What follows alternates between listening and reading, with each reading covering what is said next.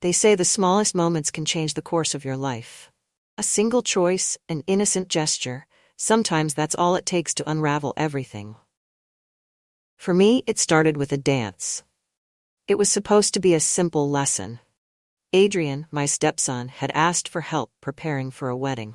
He'd never been much of a dancer, and he thought I could teach him a few steps. I agreed, thinking nothing of it. But that night, under the dim glow of the chandelier, something shifted. It wasn't the steps or the music that lingered. It was the way he looked at me. The way his hand rested a beat too long on my waist. I told myself it was nothing. That I'd imagined the spark, the tension. After all, I had built my life on control, on keeping the lines clear and boundaries intact. But some lines, once crossed, can't be redrawn. The dance wasn't the end of it. It was just the beginning. A beginning that would lead to secrets, betrayals, and a surprise I never saw coming. If I had known what Adrian was planning, I might have stopped it. But I didn't. And now, there's no going back. The rain tapped lightly against the windows that evening, a soft rhythm that matched the low hum of the jazz playing in the background. I'd always found rainy nights soothing, but tonight was different. Adrian had just mentioned the wedding, his frustration pouring out over his lack of confidence on the dance floor. "I'll look like an idiot," he said, running a hand through his hair. "It's one thing to stumble through a casual dance, but this wedding, it's my friend's big day, and everyone's going to be watching." I chuckled, glancing up from the book I'd been pretending to read. "I doubt they're going to be staring at you, Adrian. Most people will be too focused on the bride and groom." He sighed, pacing the living room. "You don't get it. My ex is going to be there. I need to not make a fool of myself." That was when I made the offer. At the time, it felt like the most natural thing in the world. "I could teach you," I said, setting the book aside. He stopped pacing, turning to me with a raised eyebrow. "You'd do that?" "Why not?" I replied with a shrug. "I was a dance instructor for years. Teaching you a few steps is hardly a challenge." Adrian hesitated for a moment, then nodded. "Okay, but don't hold back. If I'm terrible, you have to tell me." "Deal," I said with a laugh. We cleared the living room, pushing the coffee table aside and rolling up the rug to reveal the hardwood floor. I switched the music to something with a simple rhythm, a slow waltz. "Let's start with the basics," I said, walking to the center of the room. "The waltz is all about smooth, flowing movements. It's 3 beats. 1, 2, 3. 1, 2, 3. Got it?" "Sure," Adrian said, his tone doubtful. I demonstrated the steps, moving gracefully across the floor. "Now you try," I said, stepping aside. Adrian attempted to mimic my movements, but his steps were awkward and stiff. His frown deepened as he stumbled, narrowly avoiding the edge of the couch. "This is hopeless," he muttered. "Not at all," I said, smiling. "You just need a partner." I stepped forward, extending my hand. Adrian hesitated, then took it. "Put your other hand on my waist," I instructed. His hand settled tentatively on my hip, and for a moment, I felt a flicker of self-consciousness. But I pushed it aside. This was nothing more than a dance lesson, something I'd done countless times before. "Relax," I said. "Follow my lead." At first, Adrian's movements were clumsy. He stepped on my foot twice, his frustration mounting with every misstep. But as the minutes passed, he began to find the rhythm. His steps grew more confident, his grip on my hand firmer. "See," I said. "You're getting it." He smiled, his hazel eyes lighting up. "You're a good teacher." We moved across the floor, the soft strains of the music filling the space between us. The proximity was natural, necessary for the dance. But as the lesson went on, I couldn't ignore the way Adrian's presence seemed to fill the room. He was taller than Richard, his broad shoulders and easy charm a stark contrast to my husband's reserved demeanor. The way he held me, steady yet tentative, was both familiar and unsettling. "Now try leading," I said, my voice a little tighter than I intended. Adrian nodded, taking control of the steps. To my surprise, he handled it well, guiding me smoothly across the floor. "Not bad," I said, a hint of pride in my voice. He grinned. "Not bad? Come on, that was perfect." "Don't get cocky," I said with a laugh. The moment was light, easy, but then, as the music slowed, something shifted. Adrian's steps faltered, his hand lingering on my waist for just a moment too long. Our eyes met, and for a heartbeat, the world seemed to fall away. "Diane," he said softly, his voice barely audible over the music. I stepped back quickly, breaking the connection. That's enough for tonight, I said, my tone brisk. You've made great progress. Adrian blinked, as though coming out of a trance. Right, thanks, Diane. I busied myself with turning off the music and straightening the room, my hands trembling slightly. Adrian lingered for a moment, then left without another word. I sat in bed, staring at the rain streaking the window. Richard was already asleep, his soft snores a comforting rhythm in the quiet room. But my mind was anything but calm. What had happened in the living room? It was just a dance lesson, nothing more. So why couldn't I shake the feeling of Adrian's hand on my waist, the intensity of his gaze? I told myself it was nothing. A fleeting moment, easily forgotten. But deep down I knew better. Adrian was unusually cheerful the next morning, his grin infectious as he poured himself a cup of coffee. Morning, he said, his tone light. Morning, I replied, keeping my focus on the breakfast I was preparing. Thanks again for last night, he said. I actually feel like I won't embarrass myself at the wedding now. You're welcome, I said, forcing a smile, but as I turned to hand him his plate, our hands brushed. The contact was brief, but it sent a jolt through me. Adrian's smile faltered for a moment, his eyes meeting mine. I should get going, he said, clearing his throat. Of course, I said, stepping back. He left quickly, leaving me alone in the kitchen. As the day went on, I tried to distract myself with errands and chores, but my thoughts kept returning to Adrian. I replayed the dance lesson over and over, analyzing every glance, every touch, every unspoken word. By the time evening came, I was exhausted. Not from physical activity, but from the mental gymnastics of trying to convince myself that everything was normal. But deep down, I knew the truth. Something had shifted between Adrian and me, and there was no going back. The days that followed the dance lesson were a mix of avoidance and tension. I busied myself with chores around the house, making excuses to keep my distance from Adrian. But no matter how hard I tried to maintain normalcy, the moment we shared during the lesson lingered like a shadow I couldn't shake. Adrian, on the other hand, seemed unaffected, or at least, he pretended to be. He continued to join me for coffee in the mornings, his easy charm disarming as he made casual conversation. But there were moments, fleeting and subtle, where his gaze would linger a beat too long, or his hand would brush against mine in a way that felt deliberate. One evening, Richard called to say he'd be working late at his office in the city. I sighed, setting the phone down and resigning myself to yet another quiet evening alone. But as I entered the kitchen to prepare a simple dinner, I found Adrian already there. "What's this?" I asked, eyeing the table, which was set with candles and a bottle of wine. Adrian turned from the stove, a sheepish grin on his face. "Thought I'd cook tonight. You've been running around all day. Figured you could use a break." The gesture caught me off guard. Adrian wasn't one to cook, at least not that I'd ever seen. The effort he'd put into the meal was unexpected, and for a moment, I felt a warmth I hadn't felt in years. "That's very thoughtful of you," I said, taking a seat at the table. He placed a plate in front of me and sat across the table, pouring us each a glass of wine. "It's nothing fancy," he said, shrugging, "but I thought it'd be nice." The meal was simple but delicious, and the wine flowed freely. We talked about everything and nothing, the conversation easy and unguarded. I found myself laughing more than I had in months, the weight of my responsibilities momentarily lifted. "Thank you, Adrian," I said, smiling at him. "This was really kind of you." His gaze softened, and for a moment the air between us shifted. "You deserve it," he said simply. After dinner, Adrian put on some music, a soft jazz track that filled the room with a warm, intimate atmosphere. "Come on," he said, extending his hand. "What?" I asked, raising an eyebrow. "Dance with me," he said, grinning. "You taught me, remember? Let me show you what I've learned." I hesitated, but his grin was infectious.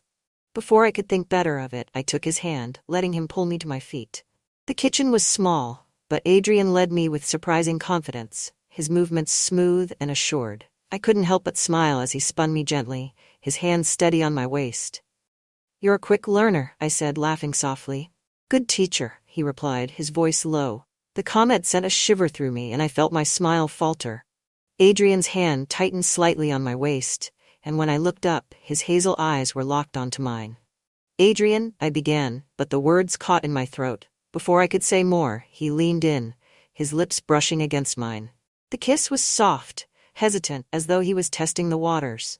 For a moment I didn't move, my mind reeling. But then, instinct took over, and I pulled away, my heart racing. "This is wrong," I said, my voice trembling. "I'm sorry," Adrian said quickly. "I didn't mean to." "You should go," I said, stepping back. Adrian hesitated, guilt flashing across his face, but he nodded. "Good night, Diane." He left without another word, and I stood there in the dimly lit kitchen, my thoughts a whirlwind of confusion and guilt. I spent the next day avoiding Adrian, keeping myself busy with errands and chores. I told myself the kiss was a mistake, a fleeting lapse in judgment that wouldn't happen again. But that evening, as I stood on the dock by the lake, the cool breeze brushing against my skin, I heard footsteps behind me.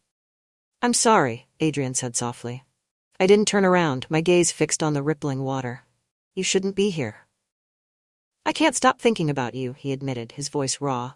"Adrian, this is wrong," I said, finally turning to face him. "We can't." "Why not?" he asked, stepping closer. "You're unhappy, Diane. I see it. Richard doesn't appreciate you. He doesn't see you the way I do." "Richard is my husband," I said, my voice shaking. "And you're his afterthought," Adrian said bitterly. "But you don't have to be." His words cut through me, exposing a truth I'd been trying to deny. I opened my mouth to respond, but before I could, Adrian closed the distance between us, his hands gently cupping my face as he kissed me again. This time, I didn't pull away. What followed was a whirlwind of emotions. The guilt was immediate and overwhelming, but so was the exhilaration. Adrian made me feel alive in a way I hadn't felt in years, his attention and affection filling a void I hadn't even realized was there. We were careful at first, stealing moments in the guest house or during Richard's late nights at the office. But as the weeks went on, our affair grew bolder. A shared glance across the dinner table, a lingering touch as we passed in the hallway. It was a dangerous game, and we both knew it. One sunny afternoon, Adrian convinced me to join him on the lake. We paddled out to the middle in the small rowboat, the gentle lapping of the water the only sound around us. "This feels peaceful," I said, leaning back against the boat.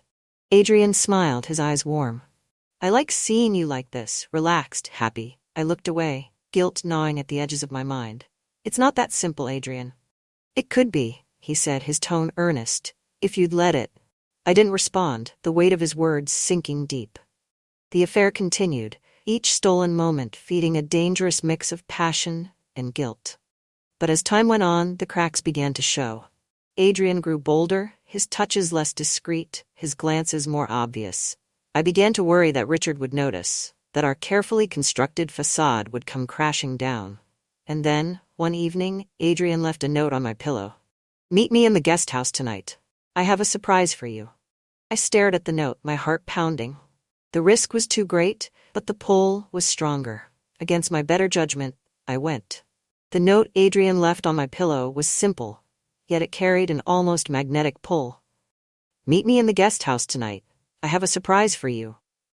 I stood there in the bedroom, holding the paper in my trembling hands. My rational mind screamed at me to tear it up, to stop this before it spiraled any further out of control. But another part of me, the part that had been quietly suffocating for years, urged me forward.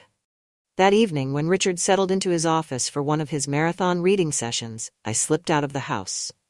The guest house was dimly lit, warm light spilling from the windows. When I opened the door, Adrian was waiting. A bottle of champagne in one hand and a small wrapped box on the table. "What's all this?" I asked, my voice soft. "Just something to show you how much I appreciate you," he said, his grin disarming. I hesitated, torn between guilt and the pull of the moment. "Adrian?" "Open it," he said, gesturing to the box. I sat down, unwrapping the gift carefully. Inside was a delicate silver bracelet, the charm shaped like a tiny pair of dancing shoes. "I remembered you mentioned you used to love teaching dance," Adrian said, his voice gentle. "Thought it might remind you of that." I looked up at him, emotions swirling in my chest. "It's beautiful," I said. "You're beautiful," he replied, his gaze steady. As the weeks went on, our meetings grew more frequent, each one more daring than the last. We took greater risks, meeting in the guest house, on the dock, even stealing moments in the house when Richard was away. But we weren't as invisible as we thought. One afternoon, as Adrian and I walked along the edge of the property, we passed Evelyn, our neighbor, tending to her garden. Evelyn was in her late 70s, with sharp eyes and a sharper tongue. She waved us over, her expression pleasant but her gaze calculating. "Diane, Adrian," she said, her tone warm. "You two have been spending a lot of time together lately." "Adrian's been helping me with the garden," I lied, forcing a smile. Evelyn's eyes flicked between us, her smile unwavering. "That's nice of him. It's good to see a young man taking care of his stepmother." Her words were innocuous, but the way she said them made my stomach tighten. "Anyway, I won't keep you," Evelyn said, waving us off. But as we walked away, I could feel her gaze lingering on us, like a shadow following our every step. It wasn't long before Richard began to notice something was off. I was distracted, jumping at small noises and avoiding his questions with vague answers. "Are you feeling all right?" he asked one evening as we sat in the living room. "I'm fine," I said quickly. "You've seemed preoccupied lately," he said, his brow furrowing. "And Adrian's been around more than usual." "He's just trying to help," I said, my voice too bright. "You know how thoughtful he can be." Richard didn't respond, but his frown deepened. The tipping point came when Adrian's ex-girlfriend, Clara, showed up unannounced. I was in the kitchen when I heard the knock at the door. When I opened it, a tall, striking woman with auburn hair and piercing green eyes stood on the porch. "I'm looking for Adrian," she said, her tone curt. "He's in the guest house," I said, stepping aside. Clara's gaze lingered on me for a moment, sharp and assessing, before she turned and walked toward the guest house. I watched from the window as the two of them argued, their voices muffled, but their body language unmistakable. Clara's gestures were sharp and accusatory, while Adrian's were defensive. When she finally left, her face flushed with anger, Adrian came into the main house, his expression stormy. "What was that about?" I asked, trying to sound casual. "Nothing important," he said, pouring himself a drink. "It didn't look like nothing," I pressed. Adrian sighed, running a hand through his hair. "She's upset about the breakup. She thinks I've moved on too quickly." "Moved on?" I asked, my chest tightening. Adrian looked at me, his eyes softening. "With you." The words hung in the air, heavy and dangerous. A few days later, Evelyn stopped by the house, claiming she had extra vegetables from her garden. "Thought you might like some fresh tomatoes," she said, handing me a basket. "Thank you," I said, my smile tight. Evelyn lingered, her gaze sharp. "You know, Diane, this neighborhood has always been quiet. People notice when things change." "I'm not sure what you mean," I said, feigning innocence. Evelyn's smile didn't reach her eyes. "Just be careful. People like to talk." As she left, I felt a chill run through me. One evening, as I prepared dinner, I found Richard standing by the bookshelf in the living room, a small box in his hands. "What's this?" he asked, holding up the bracelet Adrian had given me. My stomach dropped. "It's a gift from Adrian," I said carefully. "He thought it might cheer me up." Richard's frown deepened.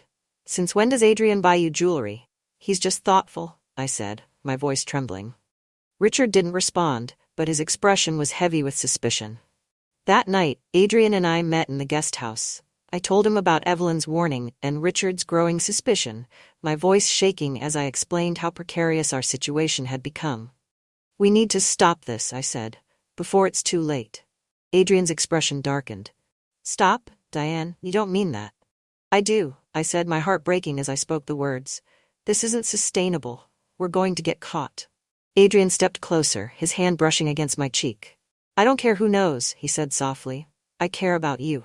His words sent a shiver through me, but I forced myself to step back. "Adrian, this has to end."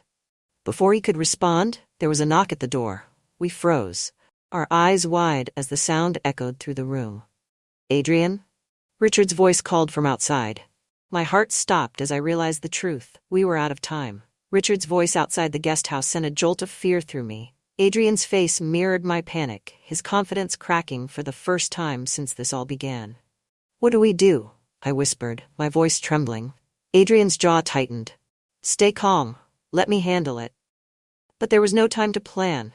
The door opened before Adrian could respond, and Richard stepped inside.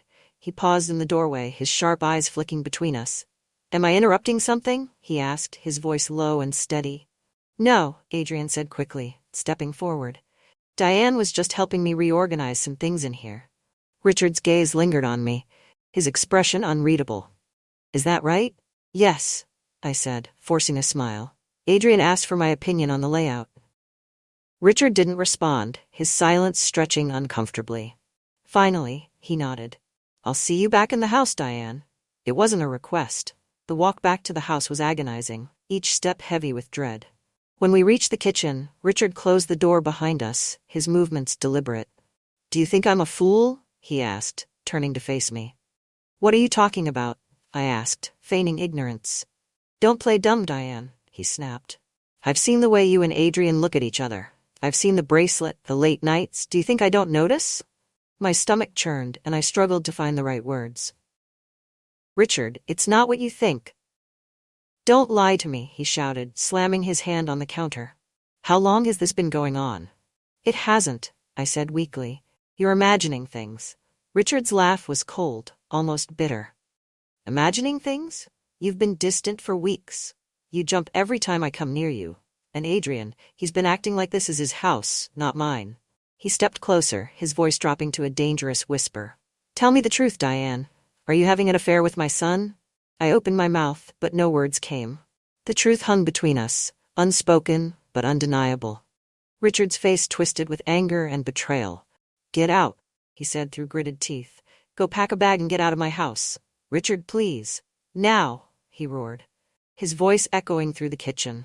I fled to the guest house, my heart racing and tears streaming down my face. Adrian was waiting for me, his expression grim. He knows, I said, collapsing onto the couch. What did he say? Adrian asked, sitting beside me. He told me to leave, I whispered. He thinks I've betrayed him. Adrian's hand tightened on mine. You don't have to go anywhere, he said firmly. He doesn't control you. Adrian, this is my fault, I said, shaking my head. I should have stopped this before it got out of hand. No, Adrian said, his voice hard. This is on him. He treated you like an afterthought, and now he's blaming you for something he caused. I looked at him, my guilt warring with the comfort his words brought. Stay with me, Adrian said, his voice softening. We don't need him. We can leave, start over somewhere else. The thought was tempting, but it felt like a fantasy, one that could only end in disaster. That night, as Adrian slept, I found myself drawn to the desk in the corner of the guest house. Adrian's laptop sat open, the screen glowing faintly in the darkness. I hesitated, then sat down and began to click through his files. What I found chilled me to the bone. There were notes detailing Richard's finances, bank accounts, investments, and even offshore holdings. Adrian had been digging into his father's business dealings for months, compiling evidence of tax evasion and questionable transactions. But it didn't end there. In one folder labeled Leverage, I found a series of photos and notes. The photos were of me, walking in the garden, sitting by the lake, dancing in the kitchen. The notes detailed my routines, my habits, even private moments I hadn't realized Adrian had witnessed. My breath caught as I read one line in particular. Diane will be the key. She's vulnerable, loyal, she'll do whatever it takes to protect herself. I slammed the laptop shut, my heart pounding. Adrian hadn't just manipulated me emotionally, he'd been using me as a pawn in his scheme to take down Richard. The next morning, I confronted Adrian. How long have you been planning this? I demanded, throwing the laptop onto the bed. Adrian frowned, glancing at the screen. What are you talking about? Don't lie to me, I shouted, my voice breaking. I saw the files, I saw the photos. You've been using me to get back at your father. Adrian's expression darkened. It's not what you think, he said, his tone calm. Then explain it to me, I said, tears streaming down my face. Because from where I'm standing, it looks like I was just a tool for you to hurt him. Adrian sighed, running a hand through his hair. You don't understand. Richard deserves this. He's a liar, a cheat, and a fraud. He's ruined lives, Diane. I'm just evening the score. And what about me? I asked, my voice trembling. Was I just collateral damage? No, Adrian said firmly, stepping closer. You mean more to me than that. I care about you, Diane. You have to believe me.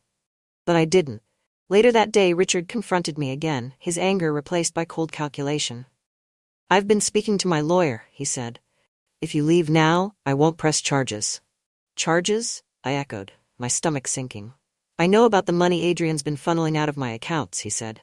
and I know you've been helping him. I haven't. Save it, Richard interrupted. I don't care whether you were complicit or just naive. The fact remains that you betrayed me. So here's the deal. You leave, and I'll make sure this all goes away. Stay, and I'll destroy you both.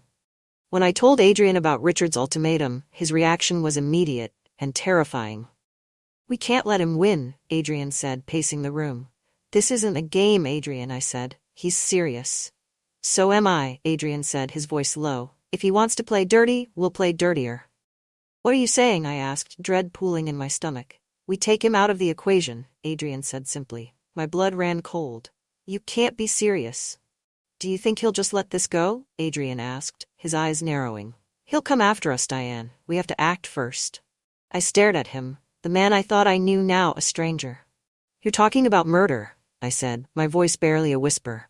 I'm talking about survival, Adrian said, his tone unyielding.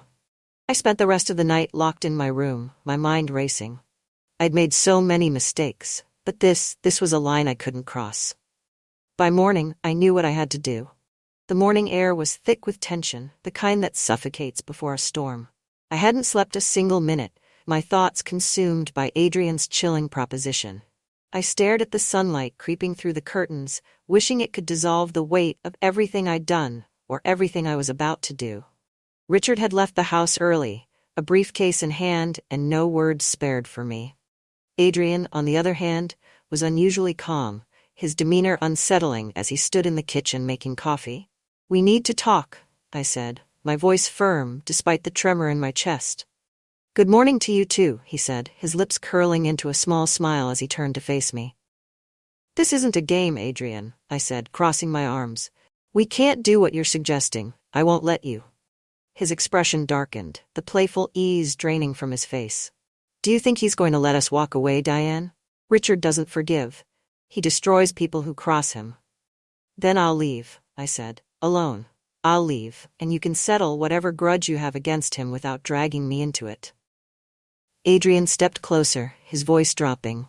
Do you really think he'll leave you alone if you leave? He'll ruin you, Diane. He'll make sure you have nothing. I took a step back, shaking my head. There's another way. There has to be. There isn't, Adrian said coldly. This is survival, Diane. You either fight or you lose everything. I realized then that I'd underestimated him. Adrian wasn't desperate, he was calculating. And I was a pawn he was willing to sacrifice if it served his plans. Later that day, Evelyn paid another unexpected visit. I hope I'm not intruding, she said, handing me a small basket of fresh peaches. Not at all, I said, forcing a smile. She lingered in the doorway, her sharp eyes scanning my face. You look tired, she said. Like you've got the weight of the world on your shoulders. I've just been busy, I said, brushing her concern aside. Evelyn nodded, her expression thoughtful. You know, Diane, I've seen a lot of things in my years. I've seen what secrets can do to people. They eat you alive if you let them. Her words sent a chill down my spine. I don't know what you're talking about, I said quickly. Don't you? She asked, raising an eyebrow. I didn't respond. Evelyn's gaze lingered for a moment longer before she turned to leave. Take care of yourself, she said over her shoulder. And be careful. Sometimes the people closest to us are the ones we should trust the least. That evening, Adrian came to me with his plan. It's simple, he said, spreading out a map of the lake property on the dining table. We invite Richard out for a conversation, a reconciliation, and then... No, I interrupted, my voice sharp. Adrian's eyes narrowed. We don't have a choice, Diane. Yes, we do, I said, and I'm choosing to end this. I'm done, Adrian. I'm leaving. He slammed his hand on the table, his anger flaring. You're not walking away from me. You don't own me, I shot back, my voice trembling. His expression hardened, and for the first time I saw something in his eyes that terrified me, something cold and unfeeling. Richard returned that night, uncharacteristically cheerful. He poured himself a glass of scotch and sat at the head of the table, gesturing for Adrian and me to join him. To new beginnings, he said, raising his glass. I forced a smile, my hands trembling as I picked up my wine. Adrian sat silently, his gaze fixed on Richard, his jaw tight. I've been thinking, Richard said, swirling his scotch. This family could use a fresh start, maybe a trip, the three of us, somewhere far away. His words were a stark contrast to the anger he'd shown just days before. But I knew better than to trust his sudden goodwill. "What's the occasion?" Adrian asked, his tone carefully neutral. Richard smiled, but it didn't reach his eyes. "Just thought it might be nice to spend some time together. Clear the air." The tension at the table was suffocating, each of us locked in our own silent battle. The next morning, Richard suggested we take the boat out onto the lake. "We'll fish," he said. "Talk. It'll be good for us." Adrian agreed without hesitation, his eagerness sending a wave of unease through me. We set out just before noon, the lake calm and shimmering under the midday sun. Richard steered the boat to a quiet cove, dropping anchor and casting his line into the water. "I've been thinking a lot about trust," Richard said, his tone casual. Adrian said nothing, his posture tense. "It's a fragile thing, trust," Richard continued. "Easy to break, hard to rebuild." "Is there a point to this?" Adrian asked, his voice tight. Richard turned to face him, his expression hard. "The point is that I know what you've been doing, Adrian. The lies, the manipulation, it ends today." Adrian laughed, the sound bitter. "You're one to talk about manipulation. You've been pulling strings your entire life." Their argument escalated quickly, years of resentment and betrayal boiling over into shouted accusations. "You think you're better than me?" Richard snarled. "You're nothing but a spoiled child lashing out because you didn't get your way." "And you're a coward," Adrian shot back. "Too afraid to face the fact that you're the reason this family is broken." The tension was unbearable, and I tried to intervene. "Stop it, both of you," I shouted. But neither of them listened. The shouting turned physical when Richard lunged at Adrian, grabbing him by the collar. Adrian shoved him back, his face twisted with rage. "Enough," I screamed, stepping between them. But the momentum of their struggle sent the boat rocking violently. Richard lost his footing, his head striking the edge of the boat with a sickening crack. He slumped to the floor, unmoving. "Oh my God," I whispered, kneeling beside him. "Richard, wake up." Adrian stood frozen, his eyes wide with shock. "What do we do?" I asked, my voice trembling. Adrian swallowed hard, his gaze darting around the boat. "We say it was an accident, he slipped." "No," I said firmly. "We have to call for help." Adrian grabbed my arm, his grip tight. "Think, Diane. If we call for help, they'll ask questions, they'll find out everything." I stared at him, my mind racing. Adrian was right, the truth would destroy us both. But could I live with the lie? The silence after Richard's fall was deafening. The world around us, birds chirping, the gentle lapping of water against the boat, seemed cruelly indifferent to what had just happened. I knelt beside Richard, my hands trembling as I pressed my fingers to his neck. There was no pulse. The reality hit me like a tidal wave. He was gone. "We need to think," Adrian said, his voice sharp and urgent. "Think?" I whispered, tears streaming down my face. "He's dead, Adrian. We can't just pretend this didn't happen." Adrian crouched beside me, his hands gripping my shoulders. "Listen to me. If we go back now, they'll tear us apart. The police will ask questions. Questions we can't answer. Do you want them to know everything?" I shook my head, the weight of his words pressing down on me. "What are you saying?" "I'm saying we have to make this look like an accident," he said, his voice firm. "We take him back to the dock, say he slipped and hit his head while we were fishing. It's the only way." I wanted to argue, to scream, to push him away. But the fear of what would come next, of what would happen if the truth came out, kept me frozen. We worked in silence, lifting Richard's lifeless body onto the bench seat and draping a fishing jacket over him to hide the blood. Adrian steered the boat back to the dock, his expression grim and focused. When we reached the shore, we called 911. Adrian's story was rehearsed and convincing.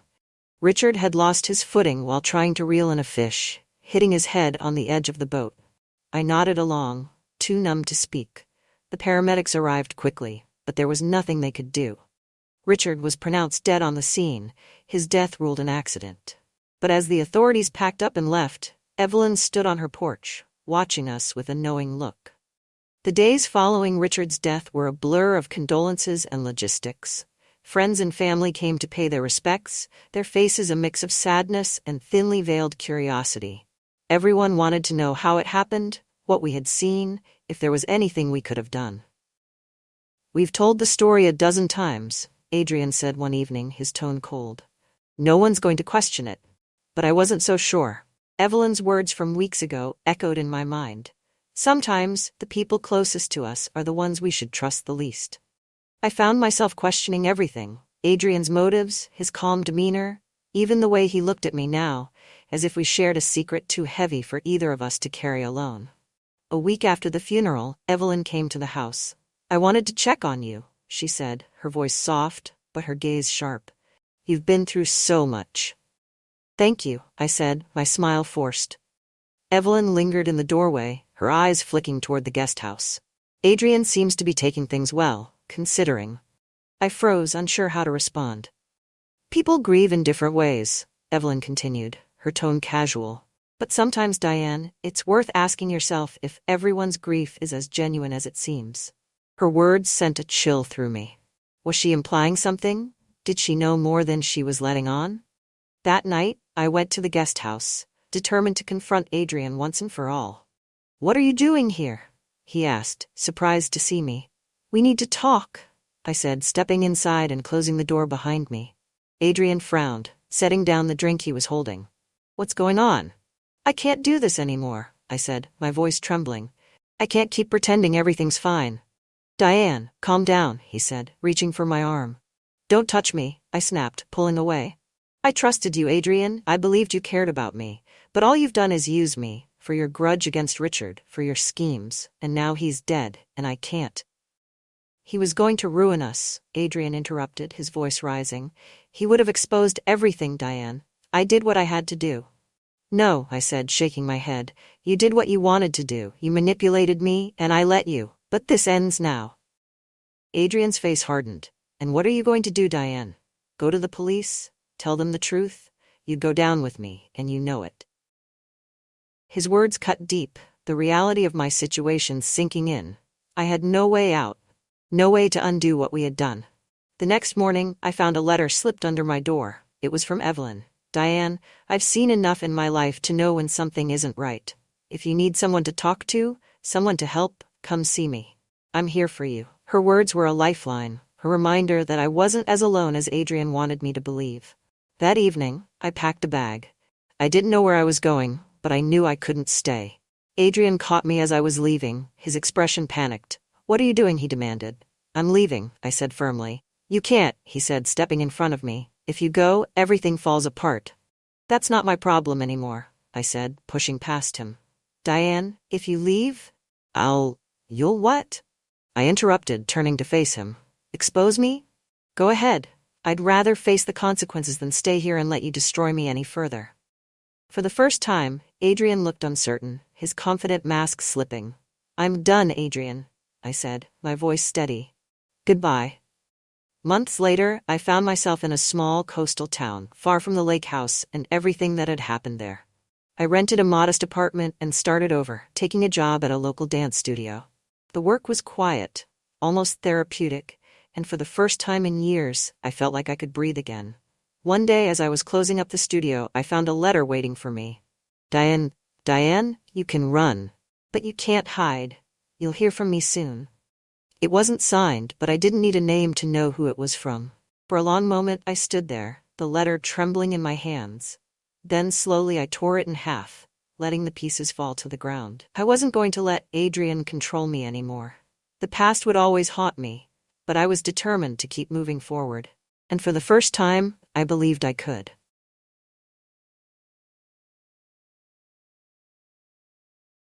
It all started with something so small, adjusting my hair in the garage, and within seconds, I was in over my head.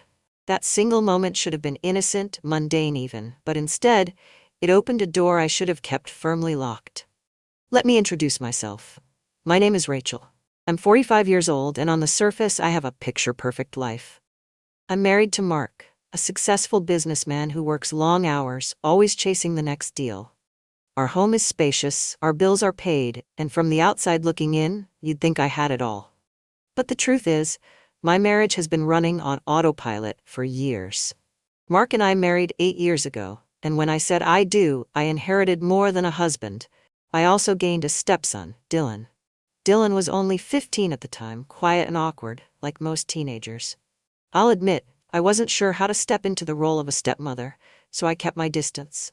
Over the years, he grew up, went to college, and eventually moved back in with us to save money while starting his first job. Now, at 23, Dylan is no longer the shy boy I remember. He's tall, confident, and has a presence that's impossible to ignore. It was a Saturday afternoon when everything changed. Mark was out of town on yet another business trip, leaving me to manage the house. I had spent the morning organizing the garage, a task I had been putting off for weeks. Dylan had offered to help, though his version of helping was mostly leaning against the workbench and scrolling through his phone. I didn't mind. I was used to doing things on my own.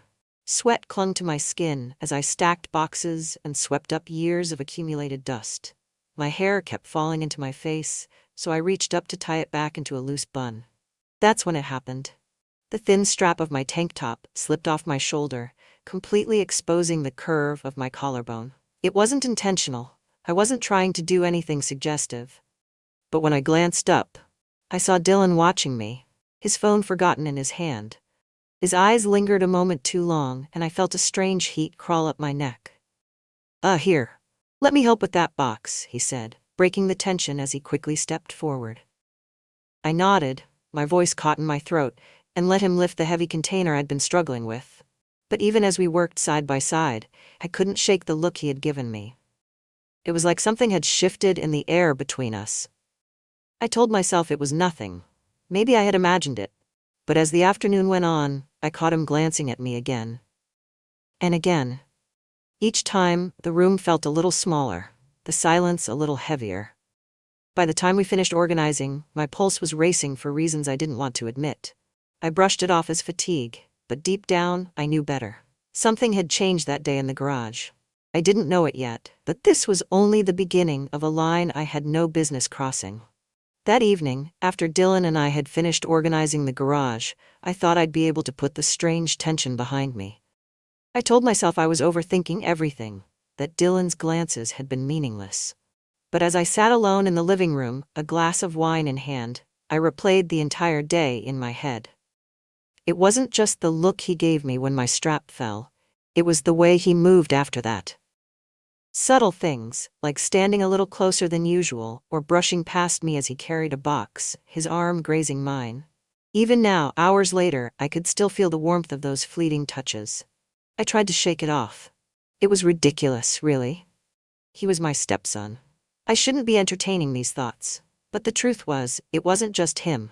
It was me. The way my body reacted, the way my heart raced under his gaze, I couldn't ignore it. The next morning, I avoided him. I busied myself in the kitchen, hoping he'd sleep in like he usually did. But around mid-morning he walked in, still shirtless from just waking up. His hair was messy, and he looked every bit like the young man he was, strong, confident, and completely unaware of the effect he had on me. "Morning," he said casually, grabbing a cup of coffee.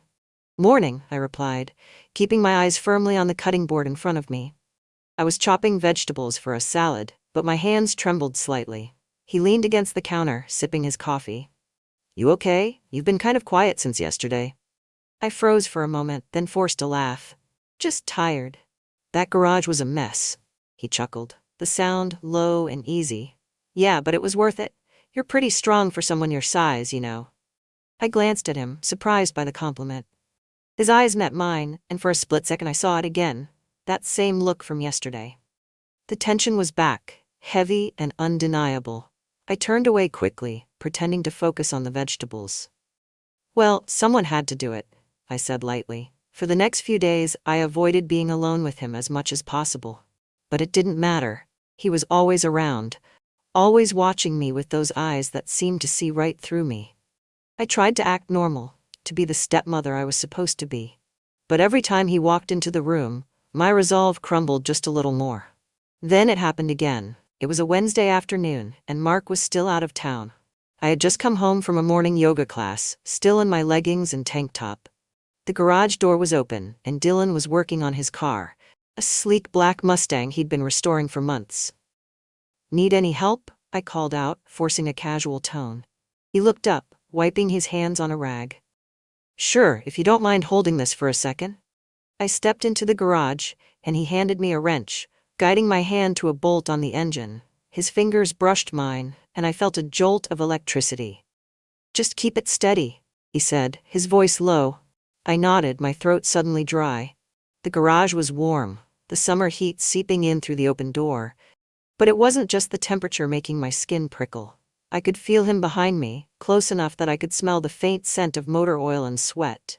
"Rachel," he said softly, his voice breaking the silence.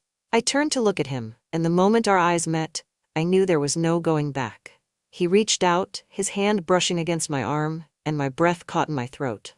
"You felt it too, didn't you? Yesterday," he said, his voice barely above a whisper. I should have walked away. I should have told him this was wrong, that it couldn't happen. But instead, I stood there, frozen, as he stepped closer. "Dylan," I began, but he silenced me with a look. The next thing I knew, his lips were on mine, and every rational thought I had disappeared. His kiss was firm and insistent, his hands gripping my waist as if he was afraid I'd pull away. But I didn't. For the first time in years, I felt alive, desired, wanted, consumed by something bigger than myself. When we finally broke apart, I was breathless, my heart pounding so loudly I was sure he could hear it. We can't," I said, my voice shaky. He nodded, but the look in his eyes told me he wasn't about to stop. And deep down, I knew I wouldn't either. I thought that kiss in the garage would be the end of it. A one-time mistake, born out of loneliness and a moment of weakness. But as the days passed, it became clear that it was just the beginning. I avoided Dylan as much as I could, but it was impossible to completely ignore him. We lived under the same roof, after all. Every encounter, no matter how brief, was charged with an undercurrent of tension. I could feel his eyes on me, watching, waiting for the next opportunity. And worse, I could feel myself wanting it. One night, about a week after the incident in the garage, I was sitting in the living room, flipping through channels on the TV. Mark was still out of town, another business trip that had stretched into its second week. I was wearing a thin camisole and pajama shorts, comfortable but modest enough for lounging at home. Dylan walked in, shirtless, with a faint sheen of sweat on his chest from what I assumed was a workout in the home gym. He grabbed a bottle of water from the fridge and leaned against the counter, his eyes scanning me with a confidence that made my stomach flutter. "You're up late," he said, his voice casual, but his tone laced with something heavier. I shrugged, keeping my eyes on the TV. Couldn't sleep. He walked over and sat on the opposite end of the couch. The room suddenly felt smaller, the air thicker. I could smell the faint scent of his cologne mixed with sweat, and it was intoxicating in a way I hated myself for noticing. We sat in silence for a while, the only sound the low hum of the TV. I could feel his presence beside me, close enough that our knees were almost touching. I tried to focus on the screen, but my mind was elsewhere. "Rachel," he said, his voice soft, breaking the quiet. I looked at him, and the intensity in his eyes made my breath hitch. "This thing between us." He trailed off, his gaze locked on mine. "You feel it too, don't you?" I opened my mouth to deny it, to shut him down before things went any further, but the words wouldn't come, because the truth was, I did feel it. Every time he looked at me, every time he was near, my body betrayed me. "Dylan, we can't," I whispered, my voice barely audible. "It's wrong." He moved closer, his hand brushing against mine. "If it's so wrong, why does it feel like this?" I couldn't answer him. I couldn't think. All I knew was that his hand was warm against mine, his touch sending sparks through my skin. Before I could stop myself, I leaned in, my lips finding his. It was softer this time, slower, but no less intense. His hand slid to my waist, pulling me closer, and I melted into him, my resolve crumbling completely. The kiss deepened, and I found myself straddling him, my fingers tangling in his hair. My heart was pounding, my skin burning with a heat I hadn't felt in years. His hands roamed my back, my sides, his touch igniting every nerve in my body.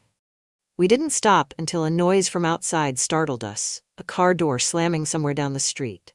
I pulled away, my chest heaving, reality crashing down around me. "We can't," I said again, more to myself than to him. "This can't happen." But the look in his eyes told me he wasn't about to let this go. And deep down I knew I wouldn't either. The next few days were a blur of stolen glances and whispered conversations. Every time we were alone, the tension was palpable. We found excuses to brush against each other, to touch in ways that could almost be explained away. It wasn't long before it happened again. I was in the kitchen, making a late-night snack. The house was quiet, Mark still away, and I was lost in thought when I felt him behind me. "Couldn't sleep?" he asked, his voice low and smooth. I turned to face him, my heart racing. He was standing close, too close, and the look in his eyes made my knees weak. "Neither could I," he added, his gaze dropping to my lips. I knew what was about to happen, and I knew I should stop it, but I didn't. I couldn't. He closed the distance between us, his lips capturing mine in a kiss that was both gentle and demanding. My hands found their way to his chest, his skin warm under my touch. He lifted me onto the counter, his body pressing against mine, and I forgot everything. Who we were, what this meant, what it could cost us. When it was over, we were both breathless, staring at each other in the dim light of the kitchen. I wanted to say something, to explain or apologize, but the words wouldn't come. Instead, I just nodded, sliding off the counter and leaving the room without another word. After that night, there was no denying what was happening between us. We didn't talk about it, didn't try to define it. We just let it happen, over and over, in quiet moments when we were alone. It was in the living room one afternoon, the blinds drawn and the house empty. It was in my office late at night, the door locked and the glow of my computer screen, the only light. It was in the pool one warm evening, the water lapping around us as we lost ourselves in each other. Every time, the risk made it more exhilarating. The thought of being caught, of Mark walking in, only heightened the intensity. But with each stolen moment, the guilt grew heavier. I told myself I'd end it, that I'd find a way to stop. But every time I saw him, every time he looked at me with that hunger in his eyes, I gave in. I was spiraling, and I didn't know how to stop. It wasn't just the physical side of what was happening between Dylan and me that consumed my thoughts. It was the emotional chaos that followed each stolen moment. Every time it happened, I told myself it would be the last. I would wake up the next morning determined to rebuild the boundaries I had shattered. But then I'd see him again, whether it was over breakfast, sitting across the kitchen table, or walking past me in the hallway, and all those promises to myself would dissolve. I spent most nights lying awake, staring at the ceiling, with guilt clawing at my chest. Mark's side of the bed remained cold and empty, a constant reminder of the distance in our marriage. Yet even when he was home, we were more like polite roommates than husband and wife. His long hours at work and his constant preoccupation with business deals had turned our relationship into a formality. There were no lingering touches, no intimate moments, only surface-level conversations and the occasional perfunctory kiss. I told myself that Mark's neglect was part of the reason I had allowed things with Dylan to go so far. But deep down, I knew that wasn't the whole truth. The real reason was simpler, and far more selfish. Dylan made me feel alive in a way I hadn't felt in years. One evening, as I sat alone in my home office, staring at the draft of an event proposal I was supposed to finish, I found myself thinking about Dylan again. My mind drifted back to the night in the kitchen, the heat of his body against mine, the way his hands had gripped my waist like I was something he couldn't bear to let go of. I slammed my laptop shut, frustrated with myself. This wasn't me. I wasn't the kind of woman who cheated on her husband, let alone with her stepson. But no matter how hard I tried to fight it, I couldn't stop wanting him. The sound of footsteps in the hallway pulled me from my thoughts. I looked up to see Dylan standing in the doorway, his hand resting casually on the frame. "Working late?" he asked, his tone light but his eyes intense. I nodded, trying to ignore the way my pulse quickened at the sight of him. "Just finishing up a proposal."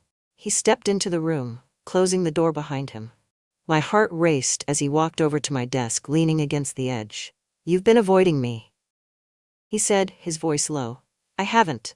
"You have," he interrupted, his gaze locking onto mine. "Why?" I couldn't answer him. How could I explain the storm of emotions swirling inside me? The guilt, the fear, the desire, it was too much. "Dylan, we can't keep doing this," I said finally, my voice barely above a whisper. "Why not?" he asked, his tone soft but insistent. "Do you regret it?" The question caught me off guard. Did I regret it? I knew I should. Every part of me knew how wrong this was. But when I thought about the way he made me feel, how alive, how wanted, I couldn't bring myself to say yes. Instead, I looked away, my silence answering his question. He leaned closer, his hand brushing against mine where it rested on the desk. Then why fight it? After he left, I sat there for what felt like hours, torn between the life I had built and the one I was dangerously close to destroying. Mark wasn't a bad man. He was a good provider, a stable partner. But he wasn't passionate. Not anymore. And I wasn't sure if I could go back to the quiet, predictable routine of our marriage after tasting something so wild, so intoxicating. The next morning, as Mark returned from his trip, I tried to push my thoughts of Dylan to the back of my mind. I forced a smile as he kissed my cheek, his touch perfunctory and distant. "How was the conference?" I asked, pouring him a cup of coffee. "Exhausting," he replied, sitting at the kitchen table and scrolling through his phone. "But productive. We landed the deal with that European firm." "That's great," I said, my voice flat. Dylan walked into the room then, his hair damp from a shower, and my stomach twisted. He glanced at me briefly, his expression unreadable, before grabbing a piece of toast and sitting down across from his father. The three of us sat there in silence, the air heavy with unspoken tension. Mark was oblivious, buried in his emails, but I couldn't bring myself to look at Dylan.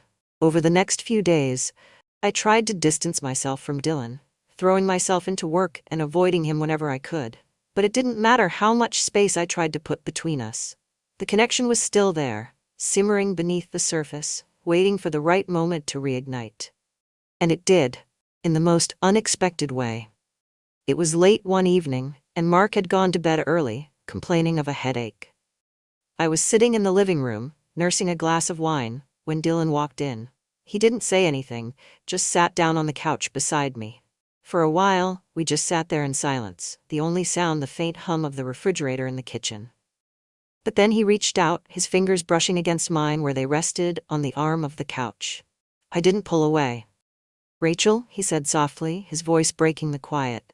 I turned to look at him, and the vulnerability in his eyes made my chest tighten. "I know this is complicated," he said. "I know it's wrong, but I can't stop thinking about you." My throat tightened and I looked away, unable to meet his gaze. "You don't know what you're saying," I whispered. "I do." He insisted, his hand closing over mine. "And I think you feel the same way." I wanted to deny it, to tell him he was wrong, but the words wouldn't come. Instead, I leaned into him, my head resting against his shoulder. For a moment, we just sat there, the weight of our emotions hanging heavy in the air. "I don't know how to stop this," I admitted finally, my voice barely audible. He didn't answer, but his hand tightened around mine, a silent acknowledgement that neither did he. I knew I was playing with fire. Every moment I spent with Dylan was another step closer to a line I couldn't uncross. But no matter how hard I tried to resist, I couldn't let go. I told myself it was temporary, that it would fade with time. But deep down, I knew the truth. I was in too deep, and there was no turning back. It was bound to happen sooner or later. The longer Dylan and I let this go on, the higher the stakes became, and the more careless we got. Still, I convinced myself we were careful enough, timing our stolen moments, whispering when we were alone, always listening for the sound of Mark's car pulling into the driveway. But sometimes, the thrill of it made us reckless. It was a Friday afternoon, and the house was unusually quiet. Mark had left that morning for another meeting in the city, and I knew he wouldn't be back until late. Dylan was in the backyard, tinkering with something on the patio. I had told myself to stay busy, to focus on work, but as the hours dragged on, my resolve weakened. I found him sitting on the edge of the pool, his legs dangling in the water. He wasn't wearing a shirt, just a pair of athletic shorts, his tan skin glistening under the afternoon sun. "Getting some sun?" I asked, trying to sound casual as I walked over to him. He looked up at me, a lazy smile spreading across his face. "Something like that? Want to join me?" I hesitated, glancing over my shoulder toward the house, even though I knew no one was home. Then, before I could talk myself out of it, I sat down beside him, slipping off my sandals and dipping my feet into the water. We sat there for a while, not saying much, just enjoying the quiet. But the tension between us was palpable, like a magnet pulling us closer. "I missed this," he said suddenly, his voice low. I turned to look at him, my brow furrowing. Missed what? This, he said, gesturing between us. Being with you. Just being close to you. His words hit me harder than I expected. I wasn't sure what to say, so I didn't say anything. Instead, I reached out, my hand brushing against his. That was all it took. In an instant, he was pulling me closer, his lips capturing mine in a kiss that set my heart racing.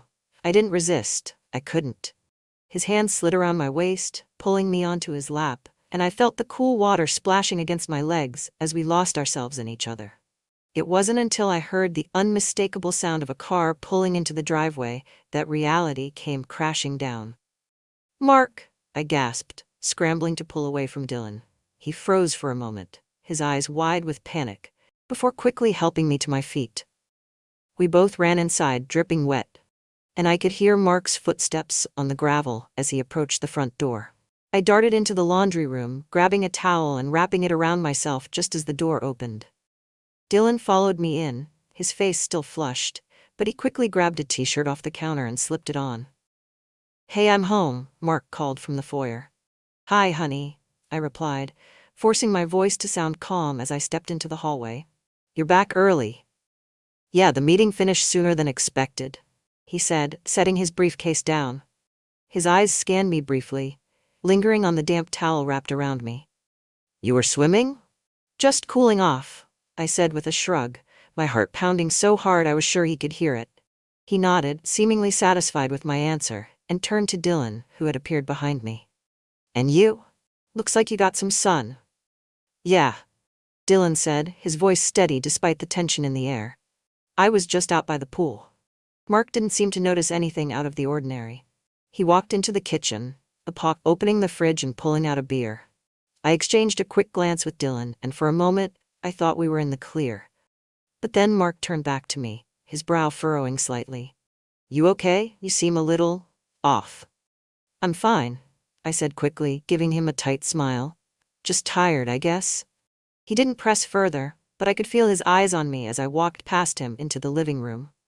My hands were shaking as I sat down on the couch, my mind racing. That was too close. Far too close. Later that night, after Mark had gone to bed, I found Dylan in the kitchen, leaning against the counter with a glass of water in his hand. "That was risky," he said, his voice low. "I know," I replied. My arms crossed over my chest. "It can't happen again. Not like that." He nodded, but the look in his eyes told me he wasn't ready to let go. And neither was I. After that close call with Mark, I thought I'd finally wake up and face reality. The risk of being discovered was too high, and yet, even that wasn't enough to stop me. The guilt gnawed at me constantly, but so did the desire. It was as though the boundaries I once believed were immovable had dissolved completely. The person I used to be, the faithful wife, the responsible stepmother, felt like a distant memory. One afternoon, a few days after the incident by the pool, I found myself alone in my office. I had an event proposal open on my laptop, but my focus wasn't on work. My thoughts kept drifting to Dylan, his hands on me, the way his lips felt against mine. The memories replayed in my mind like a loop I couldn't escape. And then, as if summoned by my thoughts, there was a soft knock at the door. "Come in," I said, my voice steady despite the way my pulse quickened. The door creaked open, and Dylan stepped inside, his expression unreadable. He closed the door behind him, leaning against it for a moment before walking over to me. "You've been avoiding me again," he said, his tone calm but firm. "I'm not." I started, but he cut me off. "You are, and I get it. I know this is complicated," he said, sitting down on the edge of my desk. "But you can't pretend it didn't happen." I sighed, leaning back in my chair. "I'm not pretending, Dylan. I know what we did. I think about it all the time." "Then why keep running from it?" he asked, his eyes locking onto mine. "We're adults, we both know what this is." "What this is wrong," I said, my voice trembling. "You're my stepson. Do you know what would happen if Mark found out? If anyone found out?" He didn't respond right away, and for a moment the silence hung heavy between us. Then finally he spoke. "I don't care about any of that," he said softly. "I care about you." His words caught me off guard, and I felt my chest tighten. "Dylan." "You don't have to say it back," he added quickly, his voice barely above a whisper. "I just needed you to know." I didn't know how to respond. Part of me wanted to push him away, to tell him this had to end. But another part of me, the the part I was increasingly losing control over, wanted to pull him closer and never let go. That night, I lay awake in bed, staring at the ceiling, as Mark slept soundly beside me. His breathing was slow and even, and I couldn't help but compare it to the way Dylan's breath had felt against my skin. The thought made my stomach churn with guilt, but it also sent a wave of heat through me that I couldn't ignore. I got up, careful not to wake Mark, and went downstairs. The house was dark and quiet, but I didn't turn on any lights. I didn't need to. My feet seemed to know where they were going, as if guided by something outside of my control. Dylan was in the living room, sitting on the couch with a book in his hands. He looked up when he saw me, his eyes widening slightly in surprise. "Couldn't sleep?" he asked, setting the book down. I shook my head, my heart pounding in my chest. Neither could I. I walked over to him, my steps slow and deliberate. When I reached the couch, I sat down beside him, my hands trembling in my lap. "Dylan," I began, my voice barely above a whisper. Whatever this is, it can't keep happening." He didn't respond right away, and for a moment I thought he was going to agree. But then he reached out, his hand covering mine, and the look in his eyes told me everything I needed to know. "You don't really want it to stop," he said softly. I didn't answer, because he was right. The next morning, I woke up feeling more conflicted than ever. Mark was already up, sitting at the kitchen table with his laptop and a cup of coffee. He looked up when I walked in, giving me a small smile. "Morning," he said. "Morning," I replied, pouring myself a cup of coffee and sitting down across from him. For a moment we sat there in silence, the only sound the clicking of his keyboard. Then he looked up at me, his brow furrowing slightly. "You've been quiet lately," he said. "Is everything okay?" I forced a smile, nodding quickly. "I'm fine. Just a lot on my mind." He didn't press further, but the look in his eyes told me he wasn't entirely convinced. As the days turned into weeks, I found myself slipping further and further into the relationship with Dylan. It wasn't just the physical aspect anymore, although that was a part of it. It was the way he made me feel, the way he looked at me, as if I were the only thing that mattered. The way he listened to me, the way he touched me. With Mark, I felt invisible. With Dylan, I felt alive. But the guilt never went away. Every time Mark kissed me goodbye before leaving for work, every time he asked me how my day was, I felt like I was suffocating under the weight of my own betrayal. I knew I couldn't keep living like this. Something had to give. One evening, as I sat alone in my office, I opened a blank document on my laptop. My fingers hovered over the keyboard for a moment before I began to type. It started with something so small, adjusting my hair in the garage, and within seconds, everything spiraled out of control. I didn't know why I was writing it. Maybe I thought putting it into words would help me make sense of it all, or maybe I just needed to confess, even if only to myself. But as I wrote, I realized something. This wasn't just a story about guilt or desire. It was a story about me, about a woman who had spent years feeling invisible and had finally found a way to feel alive again, even if it meant crossing lines she could never uncross. When I finished, I closed the laptop, my hands trembling. I didn't know what would happen next, but for the first time in a long time, I wasn't afraid to find out.